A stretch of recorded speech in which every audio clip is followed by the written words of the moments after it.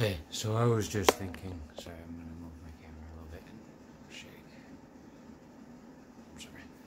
So, I was thinking about some logistical problems with combining the high side chemicals or supervac product, the metal bonding or chemical, and Zoom lock, and specifically the original. I keep forgetting the three letters, so I'm just gonna call it Zoom lock original. And don't sue me because I'm an idiot with, for whatever reason they say my brain is not right. So I'm not saying that offers me legal protection, but it makes me not care as much because I'm angry about that. So I don't care that it's not technically called Zoom Lock Original, or that the Zoom Lock manufacturer might take offense to me calling it that. But the original Zoom Lock product, which name I can't remember, because it's a metal on metal bond, and the new one doesn't really apply because that bond isn't a metal on metal bond. So having a metal on metal chemical weld doesn't really fit with a gasket seal anyway. So it's the one that has the metal bond that I am focusing on with a combination. So the instructions for the high side chemical. I'm sorry, I'm all flustered for an unrelated reason. So I'm like trying to think about other stuff and just shaking a little. It's not like it's a short-term problem because they get paid $15 an hour and they still don't want to make a sandwich. They still want to argue with you about anything. They just want to argue with you. It's always a power struggle. It doesn't matter how much money they make. They just don't want to make a freaking sandwich. But it doesn't matter that you pay them. They just don't want to make the sandwich anymore. That's it. So they it's called for in the instruction manual that you have to clean the inside of the piping, right? So and they want to use like a specific grit, sandpaper, and all that. Now, obviously, with the Zoom lock fittings, there's a rubber gasket in there, so and they're deep, so it's not like you can use this. I mean, you could, but it would be laborious, and you would get cuts all over the ring of your finger, sticking the sandpaper in there and trying to clean it without. So what I was thinking is what I'm going to do. First, I was like, I'm just going to clean the outer rim. Like, they don't want it clean for clean purposes, although I think that that's important too, for the chemical to actually be touching real copper as opposed to the oxidized patina. But the bond with the elemental copper is one aspect, and then the second aspect is the groove and the directionality of the groove. So you don't want linear or parallel, whatever, to the fitting. You want the grooves to be perpendicular, so that the chemical bond is adhered, and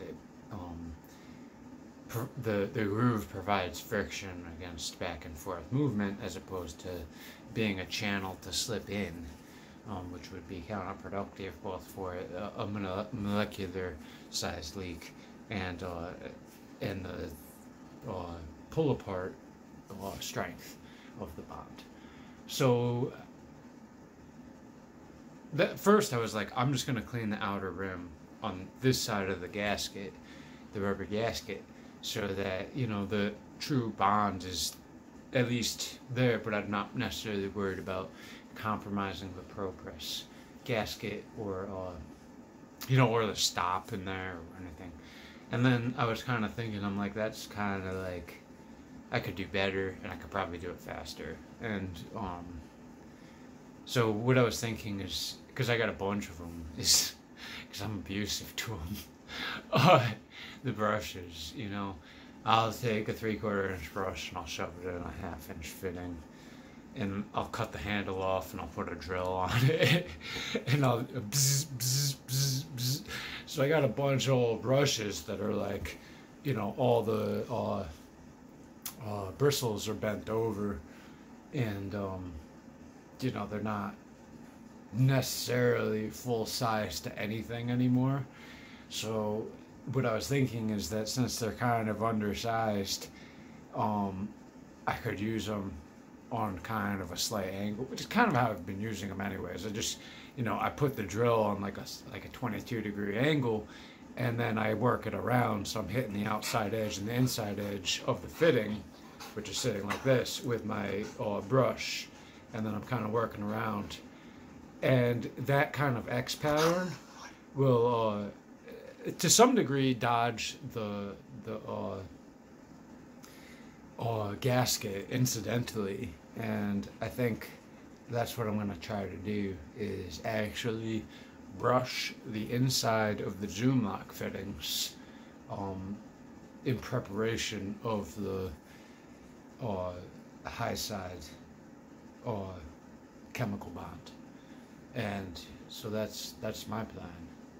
Yeah, so it's a little bit of a logistical issue, just because you're dodging the gasket, but I think it's, you could do it pretty easily, I think.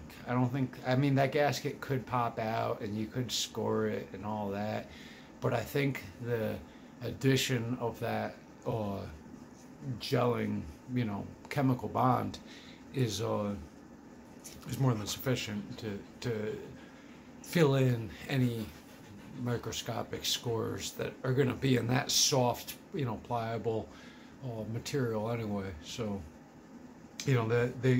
all those micro scores will probably get compressed out, regardless of the high side bond, or the super tech vac, whatever it's called, the goo. So that's how I'm going to do it. I'm going to do and try to follow the procedure for brushing the inside of the fitting to stay compliant with the chemical adhesion on both sides of the gasket, and I am going to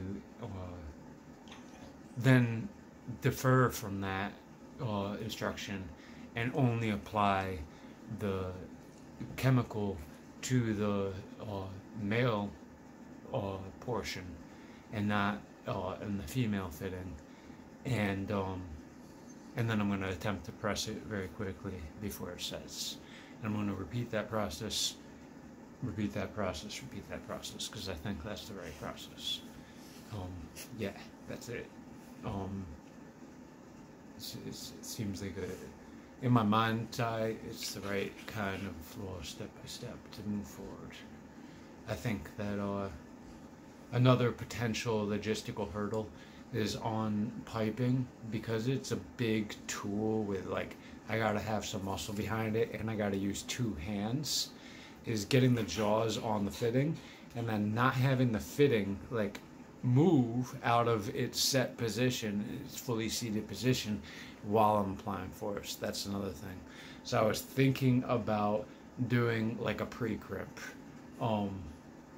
just get my vice grips and just set them so it's it just puts a little wang on the freaking fitting, and then giving it a quarter turn before I set up with my jaws. So when I put my jaws on it and I go to apply the first force, if I'm out of alignment in any way, that incidental movement doesn't knock the fitting out of position, because I see that as another potential logistical hurdle.